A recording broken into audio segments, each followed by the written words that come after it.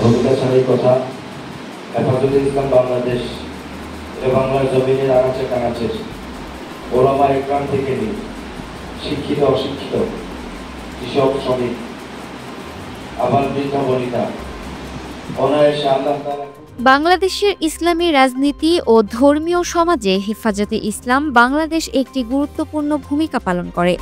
তাদের সাংগঠনিক কাঠামোকে তৃণমূল পর্যায়ে শক্তিশালী করতে এবার তারা পঞ্চগড় জেলা শাখার নতুন কমিটি গঠন করেছে। গত রবিবার 14 সেপ্টেম্বর পঞ্চগড় সদর উপজেলার দারুল উলুম ফারুকিয়া আল ইসলামিয়া মাদ্রাসা মিলনায়তনে এক কাউন্সিল অধিবেশনের মাধ্যমে এই কমিটি গঠন করা হয়। অনুষ্ঠানে সভাপতিত্ব করেন হেফাজতে ইসলাম বাংলাদেশ পঞ্চগড় জেলা শাখার আহ্বায়ক মাওলানা মুফতি আব্দুল হান্নান সাহেব। উক্ত কাউন্সিল অধিবেশনে কেন্দ্রীয় নেতৃবৃন্দ উপস্থিত ছিলেন।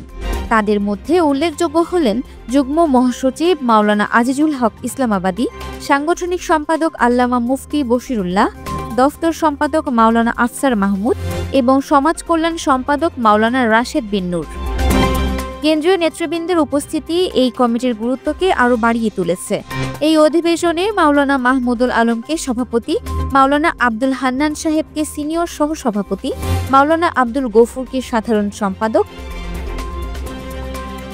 মাওলানা আব্দুল্লাহ আল হুসাইনকে সাংগঠনিক সম্পাদক, আলহাজ হুসাইনকে অর্থ সম্পাদক, মাওলানা সুলতানকে প্রচার সম্পাদক এবং মাওলানা আবু শাহিনকে দফতর সম্পাদক হিসেবে মনোনীত করা হয়। এই নবনির্বাচিত নেতৃবৃন্দকে অতি সত্বর 151 সদস্যের পূর্ণাঙ্গ কমিটি গঠনের দায়িত্ব দেওয়া হয়েছে। নবনির্বাচিত নেতৃবৃন্দকে অভিনন্দন জানিয়ে মাওলানা আজিজুল হক ইসলামাবাদী বলেন, হেফাজতে ইসলাম বাংলাদেশ মুরব্বীদের রেখে যাওয়া আমানত ও এটি একটি রুহানি সংগঠন। এই জন্য আল্লাহ তাআলা কোরআন মাজিদে বলেছেন, আপনি আল্লাহ ও আপনি রাসূলুল আমিনকে আল্লাহর আনুগত্য, রাসূলের আনুগত্য, নেতার আনুগত্য। বর্তমান তো নবী নাই, কার আনুগত্য করব? আল উলামা ওয়া রাসূলুল আম্বিয়া, নবীর ওয়ারিস আলেম তাদের আনুগত্য করব। এই সংগঠনকে টিকিয়ে রাখার জন্য আমাদেরকে প্রাণান্তকর প্রচেষ্টা করতে হবে, যেন কোনো সুযোগ সন্ধানে গোলমাল পাকাতে না পারে এবং হেফাজতের উদ্দেশ্যে বিঘ্নতা সৃষ্টি করতে না পারে। তার এই বক্তব্যটি প্রমাণ করে যে এই সংগঠনটি তাদের আদর্শের প্রতি কতটা প্রতিশ্রুতিবদ্ধ। মুফতি বশিরুল্লাহ বলেন, হেফাজতে ইসলাম বাংলাদেশের দায়িত্বশীলদেরকে গভীর চিন্তার অধিকারী হতে হবে। হুটহাট সিদ্ধান্ত নেওয়া যাবে না। যারা হুটহাট সিদ্ধান্ত নেয় তারা কোনো সংগঠনে আসা উচিত নয় এবং নির্ভীক হতে হবে। সব সময় সত্যের উপর অটল থাকতে হবে।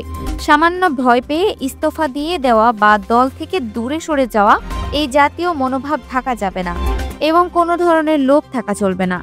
পদ, অর্থ, ক্ষমতার লোভ থাকতে পারবে না। তার এই মূল্যবান উপদেশটি কেবল এই সংগঠনের জন্য নয়, বরং যে কোনো রাজনৈতিক বা সামাজিক সংগঠনের জন্য একটি আদর্শ দিক নির্দেশনা।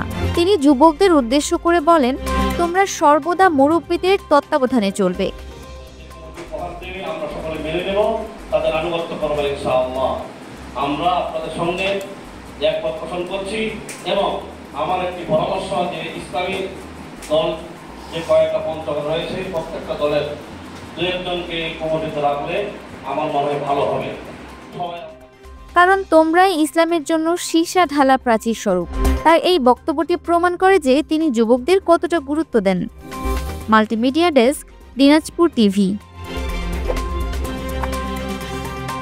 দিনাজপুর টিভি, মানুষের জীবনের কথা বলে।